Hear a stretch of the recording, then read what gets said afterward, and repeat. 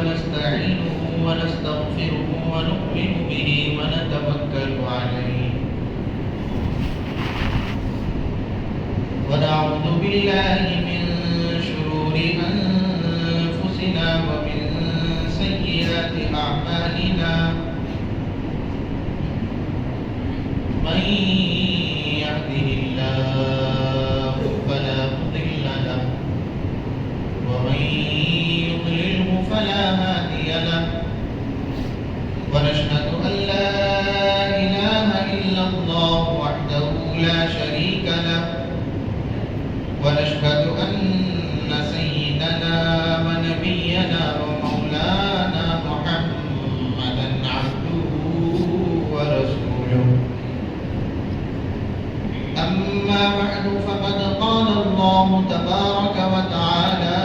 في كتابه العظيم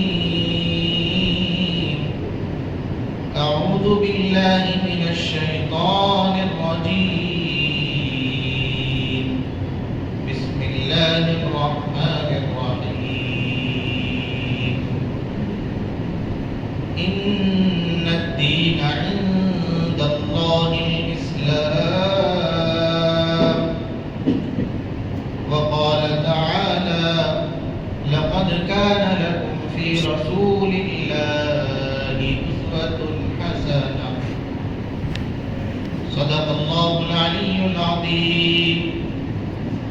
وقال النبي صلى الله عليه وسلم اللهم احيني مسكينا وأمتني مسكينا واحشرني في زمرة المساكين أو كما قال عليه الصلاة والتسليم وصدق رسوله النبي الكريم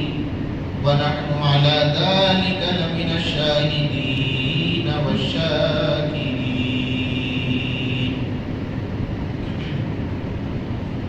تمام حمد و ثنا، تعریف و توصیف، شکر و ذکر اسے ایک اللہ وحدہ لا شریک کے لیے ہے جو خالق کائنات بھی ہے اور مالک کل جہات بھی. اللہ رب العزت کی تعریف و توصیف کے بعد حضور نبی اکرم رسول محتشم شفیع امم سید الانبیاء احمد مجتبی محمد مصطفیٰ صلی اللہ تعالی علیہ وسلم کی بارگاہ عقیدت میں خراج تحسین پیش کرنے کے بعد محترم المقام قابل صد احترام ذوی الاحتشام برادران اسلام اور میرے دینی اور ایمانی بھائیوں، السلام علیکم ورحمۃ اللہ وبرکاتہ.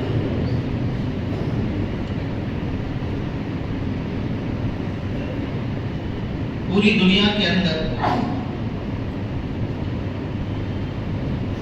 سینکڑوں مذہب ہیں اور ہر مذہب کے لاکھوں کی تعداد میں ماننے والے اور ان کے فالوورز ہیں. ہر مذہب، ہر دھرم، ہر دین اپنے ماننے والوں کو ظاہر سی بات ہے اچھائیوں کی ترغیب دیتا ہے.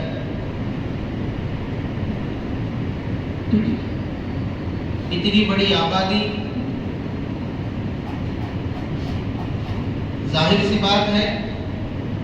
ہر انسان اپنے آپ کو کسی نہ کسی مذہب، کسی نہ کسی دھرم کا فالوور کہتا ہے.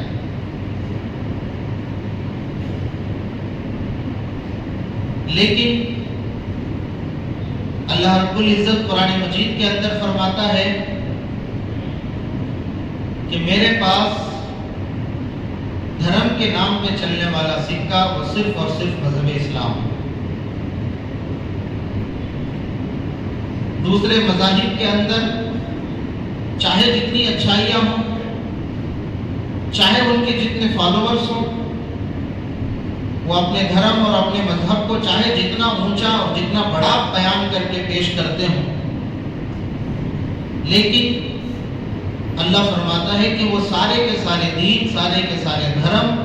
سارے کے سارے مذہب میرے نزدیک قابل قبول نہیں ہیں۔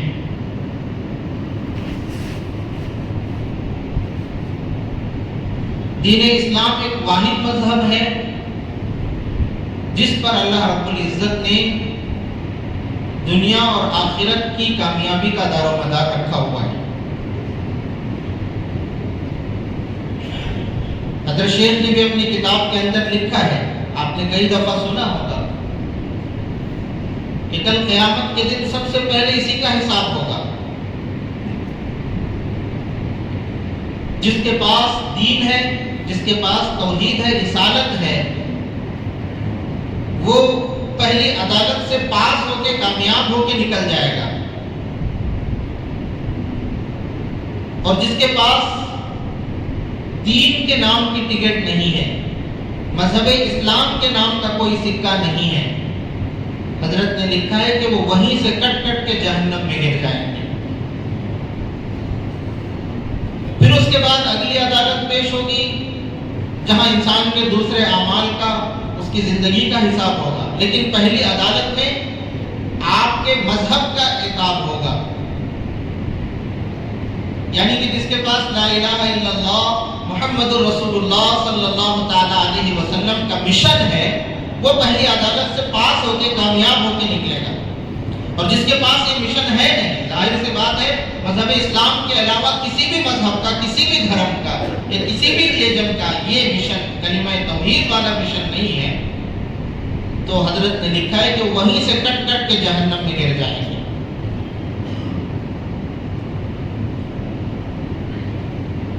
میں نے یہ بات آپ کے سامنے پیش اس لیے کی کیونکہ آج جو ہندوستان کے حالات ہیں، بلکہ پوری دنیا کے اندر مسلمانوں کے جو حالات ہیں، آپ کم علمی کی وجہ سے کہہ لو یا پھر دین کی طرف رجحان کم ہونے کی وجہ سے کہہ لو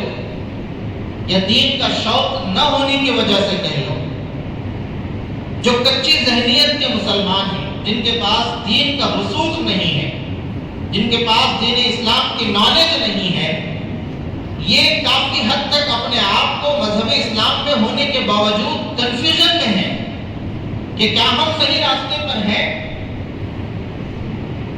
اب ظاہر سی بات ہے کہ جب آپ کسی اچھی چیز پر اعتراض کریں گے، اس پہ نقص اور اس پر انگلیاں اٹھانے لگیں گے، انسان کو کہیں نہ کہیں جا کے شک و شبہ تو ہوگا کہ کہیں اس چیز میں کوئی گڑبڑ تو نہیں ہے۔ ہمارا تو ماننا ہے، قرآن نے کہا ہے، نبی علیہ الصلوۃ والسلام کی تعلیمات ہمارے آنکھوں کے سامنے ہیں، صحابہ کی زندگیاں ہمارے آنکھوں کے سامنے ہیں، ہمیں اس میں کوئی شک نہیں ہے کہ مذہب اسلام ہی ایک واحد مذہب ہے جس پر کامیابی کا دار و مدار ہے۔ لیکن اس کے باوجود مذہب اسلام کو جس طریقے سے لوگوں کے سامنے پیش کیا جاتا ہے، سوشل میڈیا کے ذریعے یا حالات ایسے کریٹ کیے جاتے ہیں یا بیان بازیاں ایسی ہوتی ہیں جن کی وجہ سے اور مذہب اسلام کے کچھ بنیادی اصولوں کو ایسا اعتراضات کی شکل میں بنا کے پیش کیا جاتا ہے کہ کبھی کبھار پڑھے لکھے لوگ بھی سمجھ جاتے ہیں کہ یار مذہب اسلام میں ایسی چیز کیوں ہے، مذہب اسلام کو بدنام کرنے کی کوشش کی جاتی ہے۔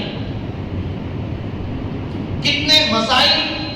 کتنے بنیادی چیزیں مذہب اسلام کی ایسی ہیں جن پر اعتراضات کیا گیا اور آج تک مسلمانوں کو اس میں کوئی کلیریفیکیشن نہیں ہے، اس پر اعتراض ہوا، کیوں ہوا، اس کی حقیقت کیا ہے۔ مذہب اسلام میں یہ جو چیز کہی گئی ہے اس کو فالو کرنے کا حکم دیا گیا ہے، مذہب اسلام میں اس کو لایا گیا ہے، کیا یہ مذہب اسلام میں لائی ہوئی چیز انسانیت کے لیے بہتر ہے، مفید ہے، نفع بخش ہے؟ کتنی چیزیں ایسی ہیں جن کو اچھال کر مذہب اسلام کو بدنام کیا جاتا ہے۔ طلاق کا مسئلہ ہے، حالانکہ دوسرے مذاہب میں چند سال پہلے تک طلاق کا کوئی تصور نہیں تھا، اور مذہب اسلام نے نبی علیہ الصلوۃ والسلام کی تعلیمات میں اس کو انسانیت کے نفع کے لیے، انسانیت کے فائدے کے لیے اس کو انٹروڈیوس کروایا اور اس کے فوائد بیان کیے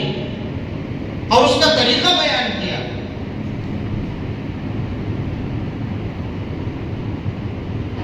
ہم نے پرانی کتابوں کے اندر دیکھا ہے، سنا ہے، پڑھا ہے، دوسرے مذاہب کے اندر طلاق کا کوئی تصور نہیں تھا۔ یہ تو اب پریشانیوں کو دیکھ کر، حالات کے بڑھتے ہوئے فسادات کو دیکھ کر انہوں نے اب جا کے ڈیورس نام کی چیز کو ایجاد کیا ہے، وہ بھی ہندوستانی قانون کے اندر اس کو لایا گیا ہے، ورنہ ان کے مذہب میں اس طرح کی کوئی چیز ہے نہیں۔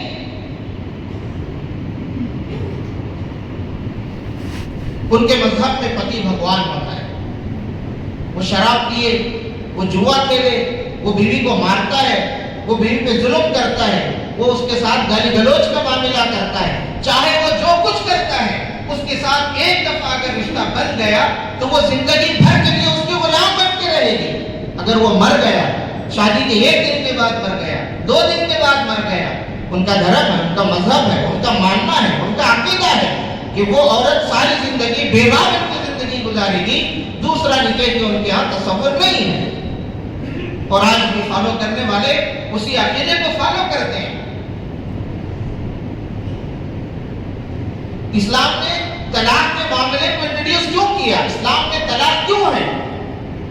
یہ کس کے فائدے کے لیے ہے؟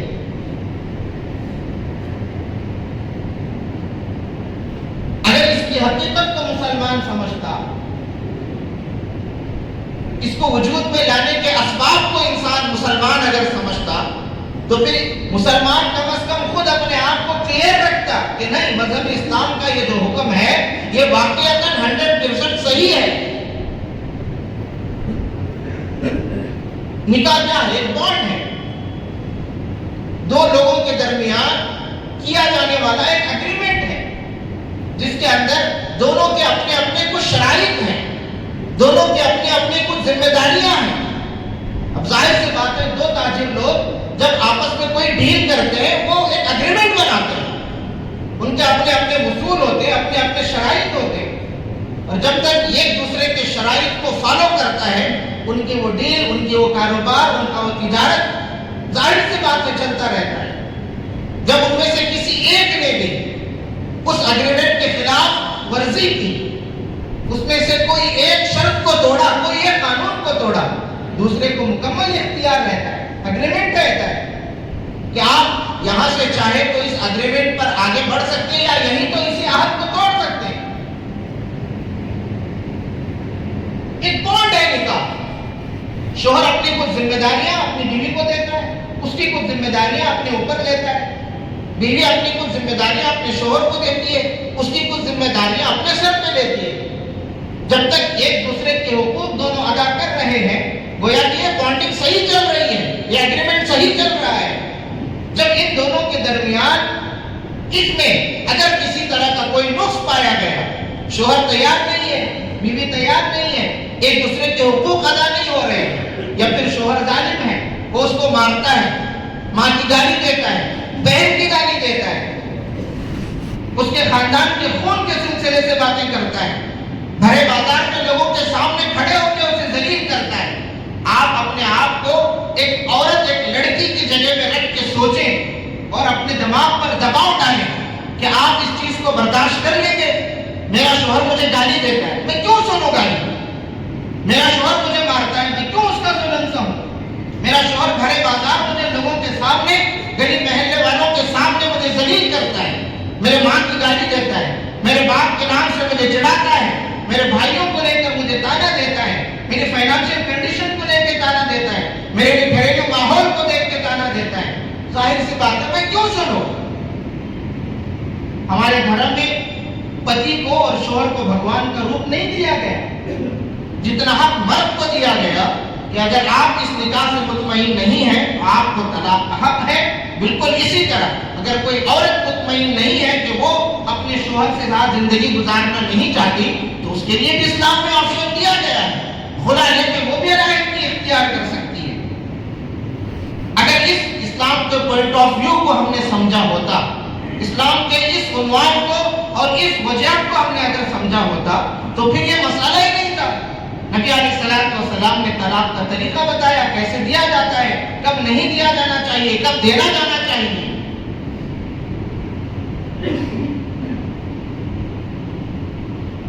ایسے ہزاروں چیزیں ہیں جو مذہب اسلام پر انگلیاں اٹھا کر مذہب اسلام کو بدنام کرنے کی کوششیں کی جاتی ہیں، لیکن الحمدللہ یہ مذہب انسانوں کا بنایا ہوا مذہب نہیں ہے۔ اس مذہب کو، اس دین کو اللہ پاک نے آسمانوں سے اپنے فیصلوں سے نازل کیا ہے۔ اس میں رتی برابر شک اور تردد اور اس کی گنجائش تک بھی نہیں ہے۔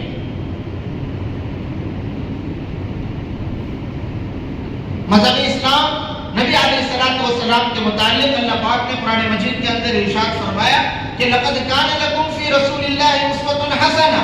نبی علیہ السلام کی زندگی تمہارے لیے آئیڈیل ہے، نمونہ ہے، آپ ہمارے رہبر ہیں۔ نبی علیہ السلام کی زندگی کو اٹھا کے دیکھیے، نبی علیہ السلام کی زندگی کے اندر طلاق کے سلسلے سے آپ کی زندگی کا کیا ریشو ہے، اور صحابہ کی زندگی میں، صحابہ کے زمانے کے اندر طلاق کے معاملے کے کیا احکامات ہیں، کیسے فیصلے ہوئے۔ اور صرف مذہب اسلام ہی تو نہیں، نبی علیہ السلام کی ذات کو، آقا کریم صلی اللہ تعالیٰ علیہ وسلم کی زندگی کو بھی بدنام کرنے کی کوشش کی جاتی ہے۔ نبی علیہ السلام کی زندگی سے کتنے پہلو ایسے ہیں جن کو اٹھایا جاتا ہے، زبردستی ان کو اچھالا جاتا ہے اور بدنام مذہب اسلام کو کرنے کی کوشش کی جاتی ہے۔ نبی علیہ السلام کی زندگی کے معاملات میں تعدد ازواج کو، نبی علیہ السلام کی زندگی سے شادیوں کے معاملے کو، کتنے ایسے مسائل ہیں جو ہمارے زمانے کے اندر اچھالے جاتے ہیں۔ مسلمان کنفیوز ہیں، یار ایسا کیوں ہے؟ ہمارے دھرم میں، ہمارے مذہب میں ایسا کیوں ہے؟ نبی علیہ السلام کی زندگی میں ایسا کیوں ہوا؟ کم علمی کی وجہ سے، یا دین سے غفلت اور بیزاری کی وجہ سے، یا دین کا شوق نہ رہنے کی وجہ سے یہ سوالات دماغوں میں آتے ہیں۔ نبی علیہ السلام کی سیرت اور آپ صلی اللہ تعالیٰ علیہ وسلم کی زندگی کے جتنے پہلو ہیں، مجھے ان پہلو میں سے آج جس پہلو پر بات آپ کے سامنے کرنی ہے، یہ تو خارجی طور پر ایک بات آ گئی، طلاق کی میں نے آپ کے سامنے رکھ دی، لیکن آج ہماری جو فائنانشل کنڈیشن ہے، جو ہماری مالی حالت ہے، جس مالی حالت کی وجہ سے آج مسلمان در در کا بھکاری بنا ہوا ہے، در در کے ٹھوکریں کھا رہا ہے، معاشرے کے اندر مسلمانوں کو بدنام کیا جا رہا ہے، ذلیل کیا جا رہا ہے، ان میں سے ایک سب سے بڑی وجہ مسلمان کی فائنانشل کنڈیشن ہے، مسلمان کی مالی حالت ہے۔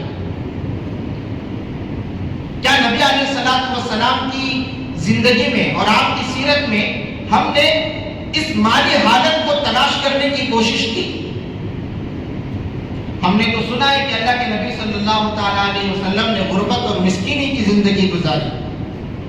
بے شک اللہ کے نبی صلی اللہ تعالیٰ علیہ وسلم کی زندگی ایسی ہی ہے، اس میں کوئی شک نہیں ہے، لیکن آپ نے کبھی غور کیا کہ یہ جو آپ صلی اللہ تعالیٰ علیہ وسلم نے مسکینی کی جو زندگی اختیار کی تھی، غربت کی جو زندگی اختیار کی تھی، یہ آپ صلی اللہ تعالیٰ علیہ وسلم کا چوائس تھا،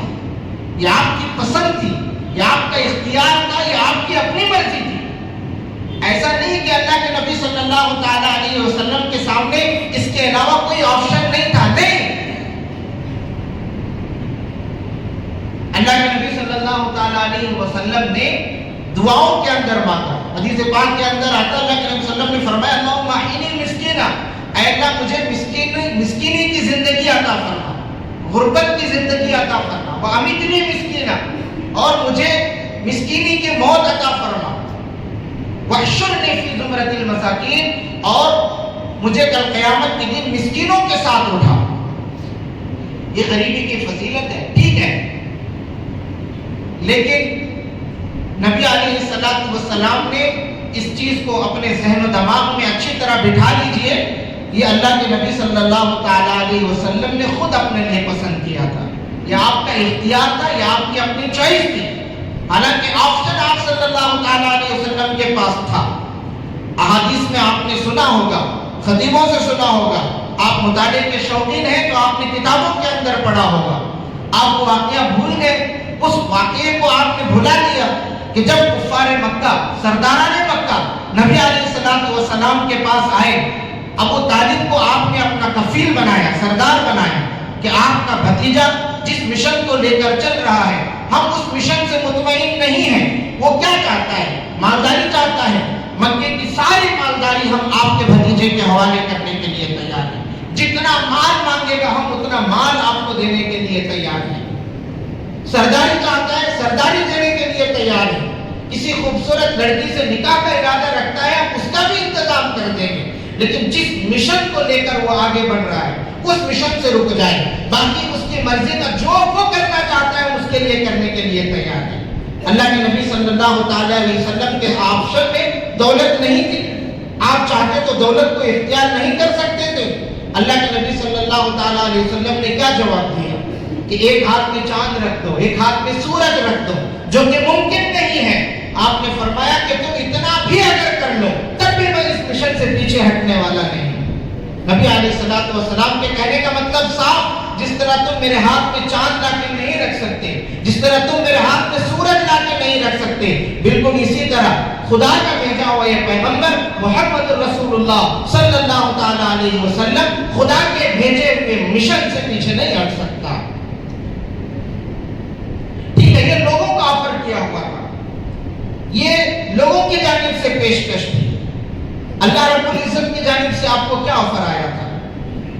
ایک واقعے اور ایک حادثے کے بعد جب غربت تنگ کر رہی تھی تو اللہ کے نبی صلی اللہ تعالیٰ علیہ وسلم کے سامنے حضرت جبرائیل آئے،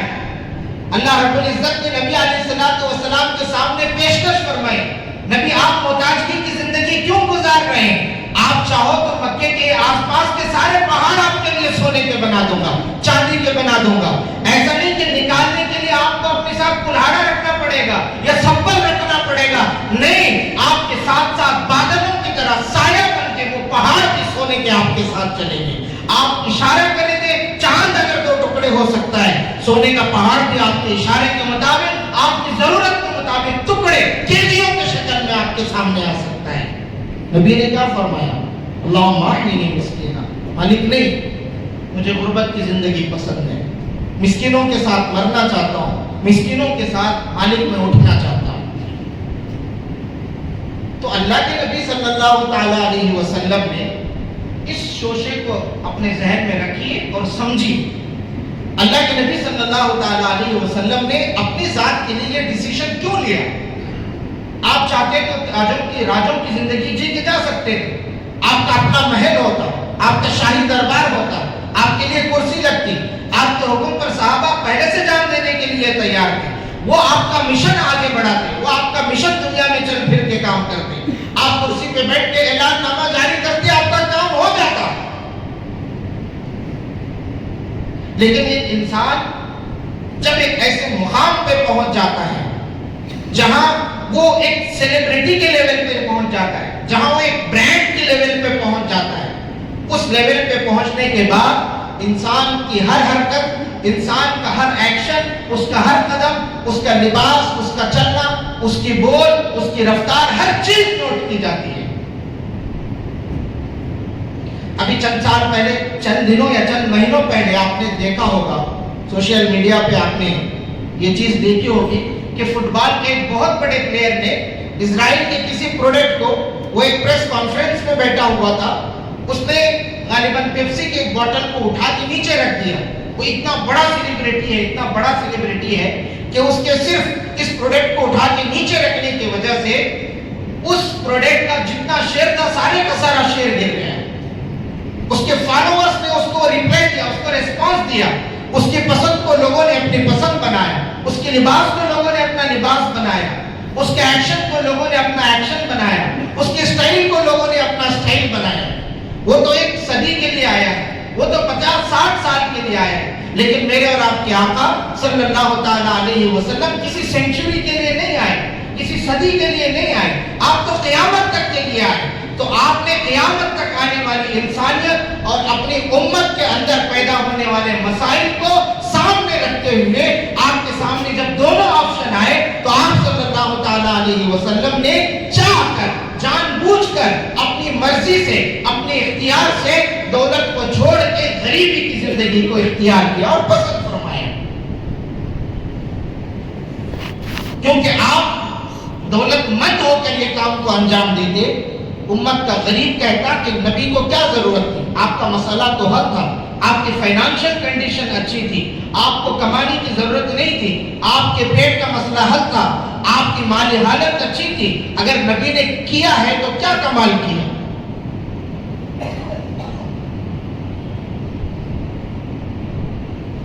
نبی علیہ السلام کے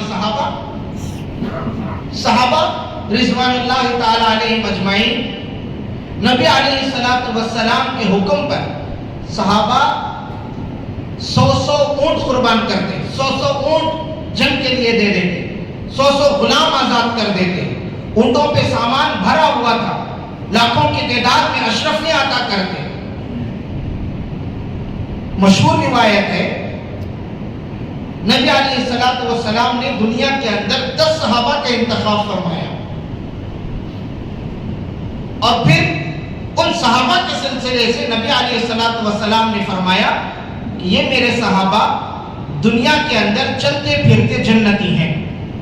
جنہیں عشرہ مبشرہ کہا جاتا ہے، دنیا کے اندر جنہیں جنت کی بشارت اور جنت کی خوشخبری دی گئی تھی۔ 10 صحابہ، پوائنٹ کو نوٹ کیجیے،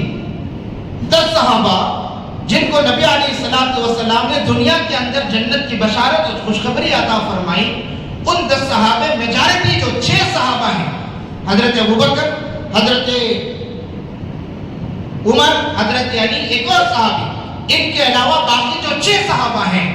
رضوان اللہ تعالیٰ علیہ مجمعین، آپ جانتے ہیں کہ فائنانشل کنڈیشن کیا تھی؟ آپ جانتے ہیں ان کا مالی سٹیٹس کیا تھا؟ آپ اندازہ بھی لگا سکتے ہیں کہ اس زمانے کے کتنے ارب پتی اور کروڑ پتی تھے، اس زمانے کی آڑی تھی، اونٹ اس زمانے کی لگژری کار تھی، اونٹ اس زمانے کی مرسڈیز تھی، اور میرے صحابہ ایک نہیں 100 اونٹ نبی کے کہنے پہ جنگ کے لیے دے دیتے، صدقہ کر دیتے۔ اس زمانے کی سب سے بڑی پراپرٹی غلام، اس زمانے کا سب سے بڑا اثاثہ غلام، اس زمانے کا سب سے بڑا بینک بیلنس غلام، میرے صحابہ 100 غلام ایک وقت میں آزاد کرتے تھے۔ اگر آج ان صحابہ کی دولت کو کیلکولیشن کیا جائے، ہزاروں امبانی ان کے سامنے پھیکے پڑ جائیں، ان کے لباس کے سامنے ان کا لباس پھیکا پڑ جائے، ان کے بنگلے پھیکے پڑ جائیں، ان کے کاریں پھیکے پڑ جائیں،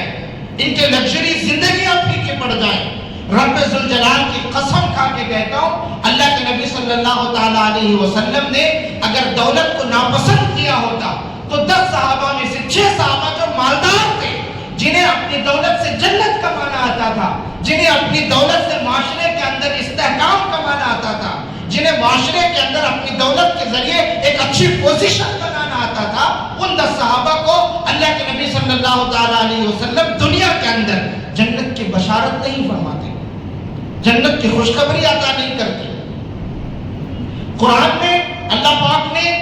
دونوں زاویوں کو بیان فرمایا۔ قرآن میں اللہ نے مال کو شر بھی کہا ہے، قرآن میں اللہ نے مال کو خیر بھی کہا ہے، لیکن نوٹ 500 کے نوٹ یا 2000 کے نوٹ یا 100 کے نوٹ فی نفسی جائز ہے، اس کے اندر کوئی برائی نہیں ہے، لیکن یہ ڈیپینڈ مجھ پہ کرتا ہے کہ میں اس نوٹ کو لے جا کے شراب پیتا ہوں، اس نوٹ کو لے جا کے جوا کھیلتا ہوں، اس نوٹ کو لے جا کے عیاشی کرتا ہوں، یا اس نوٹ سے لے جا کے میں اپنے شوق پورے کرتا ہوں، تو وہ مال میرے لیے شر کا باعث بنے گا۔ لیکن وہی مال میں لے جا کے اپنے گھر کے لیے چاول خریدتا ہوں، وہی مال لے جا کے میں اپنے گھر والوں کے لیے سودا خریدتا ہوں، اللہ کی قسم اللہ پاک اس پر بھی صدقے کا ثواب عطا کرتا ہے۔ مال فی نفسی برا نہیں ہے، مال تو قارون کے پاس بھی تھا، لیکن وہ برا مال تھا، اس کی سوچ بری تھی. لیکن صحابہ جنہوں نے دین کو سمجھا، جن کے پاس دین کی تعلیمات تھی، انہوں نے اپنے مال سے آخرت کو کمایا، انہوں نے اپنے مال سے جنت کو کمایا، انویسٹ کیا آخرت میں. اور آج ہمارا مسلمان مالی اعتبار سے کمزور، فائنانشل اعتبار سے کمزور. دیکھیے، ہم دین کو فالو کرتے ہیں، مذہب اسلام کو فالو کرتے ہیں، مذہب کی سچائیاں، اچھائیاں، ساری چیزیں ہمارے اندر موجود ہیں. لیکن کرنٹ سچویشن کیا ہے آپ جانتے ہیں. آپ بازاروں میں پھرنے والے لوگوں کے درمیان اٹھنے بیٹھنے والے ہیں. آپ نے اندازہ لگایا ہے آج طاقتور چیز کیا ہے؟ آج پاورفل چیز کیا ہے؟ کرسی نہیں ہے، بڑا عہدہ نہیں ہے. بڑی بڑی کرسیاں، پاورفل کرسیاں بھی پیسوں سے خریدی جاتی ہیں. اگر آپ کا مال اچھائی کے لیے آپ نے کمایا اور آپ نے کرسیاں خریدی اور آپ اس کو مذہب اسلام کے حق میں، مسلمانوں کے حق میں استعمال کر رہے ہیں، برائی ہے. آج یہی تو ہو رہا ہے. سازشیں جو مسلمانوں کے خلاف رچی جا رہی ہیں، گندی اور حرام کمائیوں کے ذریعے کرسیوں کو خرید کر مذہب اسلام اور مسلمانوں کے خلاف جو استعمال کی جا رہی ہیں، ان کا فنڈا یہی ہے. آپ حلال طریقے سے مال کمائیں، ہے ہی نہیں، کمانے کا شوق نہیں ہے. ویلے سارا دن اپنے گھروں کے اندر ویلے پڑے رہیں گے، کوئی کام، کوئی شوق، کچھ بھی نہیں. کنڈیشن مسلمانوں کی، بالخصوص نوجوانوں کی اتنی بری ہے، اتنی بری ہے، اللہ کی پناہ. ترس آتا ہے، رحم آتا ہے. 30 روپے کا پیٹرول ڈلاتے ہیں مسلمان،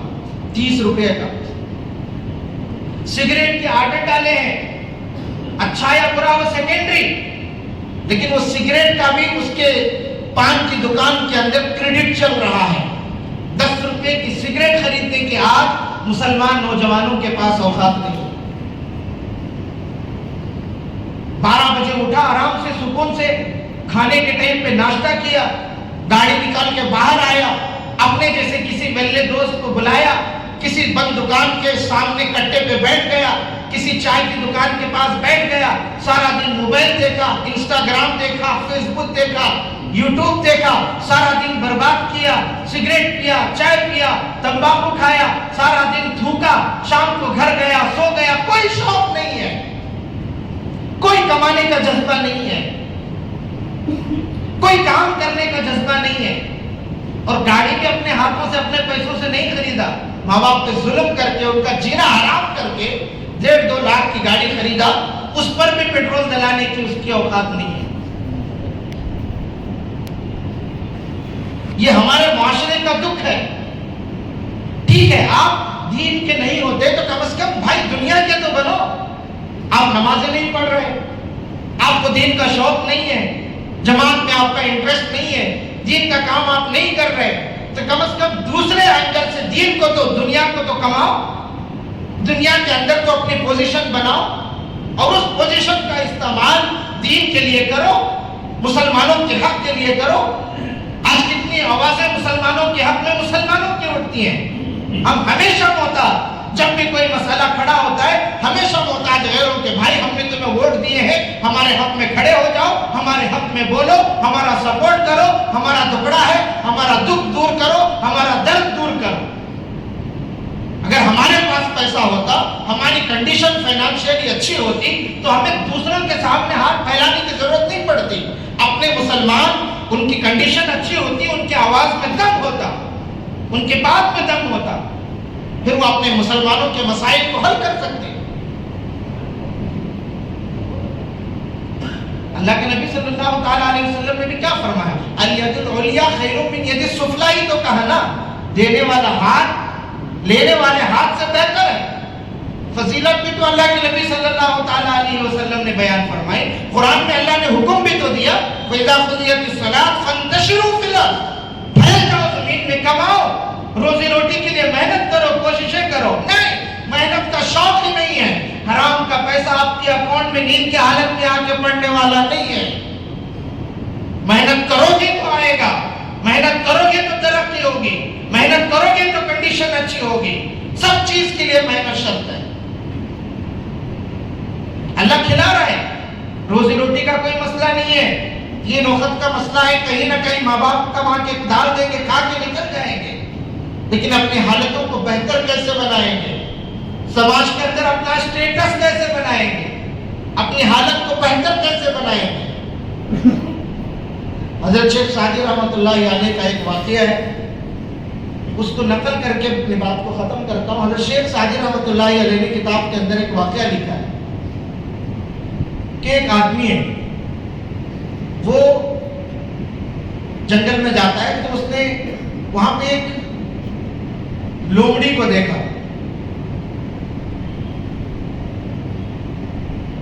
جس کے پاس چلنے کی طاقت نہیں ہے، پوری طرح معذور ہے، چاروں کے چاروں پیر اس کے کام نہیں کر رہے، اب وہ اپنی اطمینان کے ساتھ اپنی جگہ پہ بیٹھی ہوئی ہے۔ اس آدمی کو کیوریاسٹی، یہ نہ چل سکتی ہے، نہ اٹھ سکتی ہے، نہ بیٹھ سکتی ہے، نہ کہیں جا رہی ہے، پتہ نہیں یہ اپنا پیٹ کیسے پالے گی، یہ کھائے گی کہاں سے۔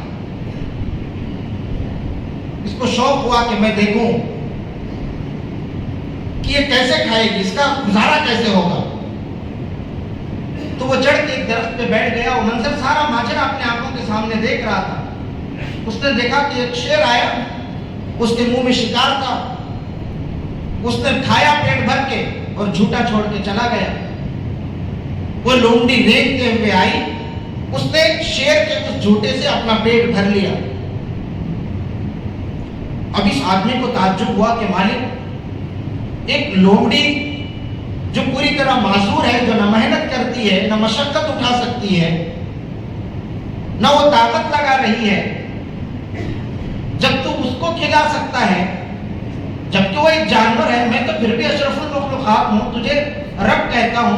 تیرے نبی کو اپنا آخری نبی تسلیم کرتا ہوں، جب ایک جانور کو، معذور جانور کو بیٹھے بیٹھے تو کھلا سکتا ہے، تو مجھے کیوں نہیں کھلا سکتا؟ میں تو پھر بھی تیرا بندہ ہوں، تیرا تو حق بنتا ہے، زیادہ حق بنتا ہے کہ مجھ سے بہتر تو مجھے کھلائے۔ تو اب وہ کام کرنا چھوڑ دیا،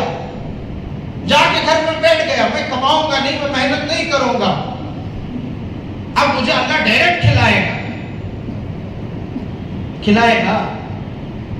ہو سکتا ہے ایک دن رہا بھوکا، 2 دن رہا بھوکا، 3 دن رہا بھوکا، اب بھوک کی آگ سنبھالی نہیں جاتی، اب تڑپ رہا ہے، دعائیں کر رہا ہے کہ مالک کیوں؟ تو اللہ رب العزت کی جانب سے حضرت شیخ سعدی فرماتے ہیں، اس کو جواب آتا ہے کہ بیٹا اگر میں ایک لومڑی کو کھلا سکتا ہوں تو میں تجھے بھی کھلا سکتا ہوں، لیکن بیٹا لومڑی نہ بن، شیر بن، خود بھی کھا، دوسروں کو بھی کھلانے والا بن۔ اللہ کے لیے کھلانا کوئی بڑی بات نہیں ہے، اللہ تو حکم بھی یہی دے رہا ہے کہ تم محنت کرو، کوشش کرو، کامیابی کو اپنا ٹارگٹ بناؤ۔ اللہ رب العزت سے دعا فرمائے کہ اللہ پاک ہم تمام مسلمانوں کو حلال طریقے سے محنت کر کے کمانے کی توفیق عطا فرمائے، نبی علیہ السلام کی سیرت کو اور آپ کے اسوے کو سامنے رکھ کر زندگی گزارنے کی توفیق عطا فرمائے۔ کہیں سنی باتوں سے زیادہ اللہ ہم سب کو توفیق عمل نصیب فرمائے۔ آمین و آخر دعوانا الحمدللہ۔